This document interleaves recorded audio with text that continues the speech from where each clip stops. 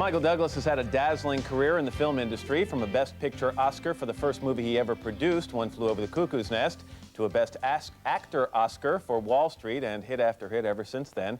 Now he's created a new way to give something back, combining a passion for the game of golf with a good cause.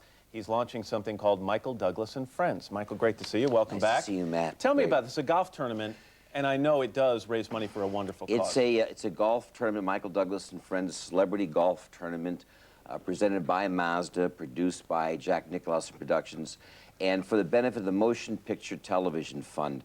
And a lot of people keep hearing about all these big salaries that actors get, and they forget the reality. There's a lot of people out there, grips, electricians, prop people, who are having a tough time. And the Motion Picture Television Fund sort of has a home, hospital, and helps these people tremendously. So it's going to be a good cause. We're going to raise a lot of money. I've got so far, looks like Sean Connery, Kevin Costner, Samuel Jackson, Jack Nicholson, Will Smith, Sylvester Stallone, myself, about 3 more. Do you find that the younger actors in the business, you mentioned those big salaries, Right. the ones who are taking home those big salaries, do they stop enough these days to think about some of the older actors and some of the people, the technicians you mentioned? Well, these actors, the ones I mentioned and others, as they get older, have more of an appreciation for how fortunate they have been. And when you've worked with a lot of crew members over the years, you recognize that not everybody has the same career as you do. So I really see an opportunity for this program to grow, and for the Motion Picture Television Fund to increase its funds. And your family's been involved in this for a long time. My family has. My father started something called Harry's Haven, which was named after my grandfather, which is an Alzheimer's wing at the Motion Picture Television home. And we hope to continue to grow this a lot. Hey, I want to talk about something that was bestowed upon you this summer. I would imagine it's a huge honor, but also a great responsibility. The United Nations named you an ambassador for peace. What exactly is it? What impact can you have? Well, it's actually called a messenger for peace, and it's a program that was started by Secretary General Annan, Kofi Annan, and I think it primarily is focused in the United States to kind of get our awareness of the United Nations programs around the world, and also maybe to deal with this issue of our debt. We still owe a tremendous amount of money, over $1 billion, to the United Nations. It's been tied up in our Congress.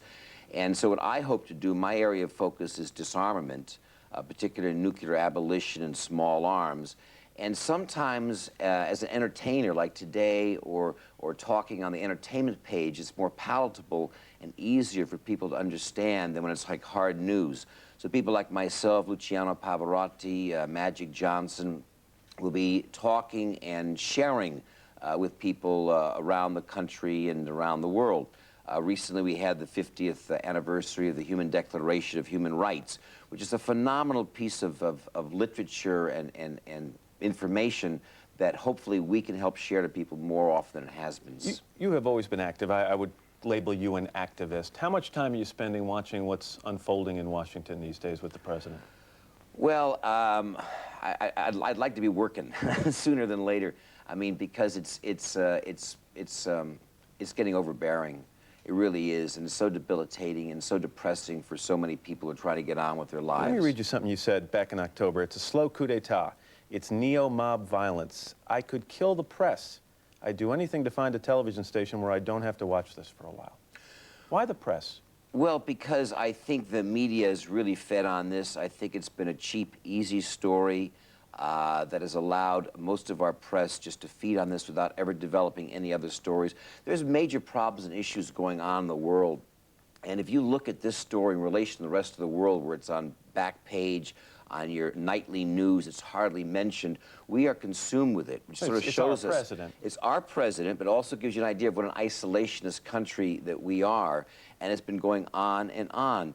And I do think that there was a long stretch of this where the media and press fueled the fire much more than it needed to be. So Beltway, Parkway politicians started seeing the attention this was getting and allowed them a pedestal they not normally would have had. You really think that the Senate and the Congress in general feeding off us, or not, and not vice versa? Yes, I do. I totally do. I think that as long as you continue to give them so many accesses, so many places for them to talk and pontificate, it stops the process from going on. Does it worry you, though, when you hear a poll that says 75% of the people in this country think that our president is not of high character and has misled the American people. And then another 75%, possibly the same 75%, say they think he has what it takes to lead this country.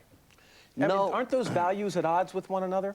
I don't think so. I think they're giving a very clear statement as far as how the man does his job and what his personal moralities are. And those are two different issues as far as this particular issue is concerned. And the people are saying, we think he's doing a very good job. We don't like the way he's behaving personally, but it is not affecting his performance in his job. And that's what we care about, what we hired and elected him for. As a longtime supporter of his, has his behavior changed your opinion at all? Well, I was very disappointed, like many people were. I think this could have been resolved a long time ago if he'd acted differently or behaved differently, but he didn't. But I do think it's our responsibility now to pull this together and to get on with things. So hopefully we'll see where it falls with the Senate.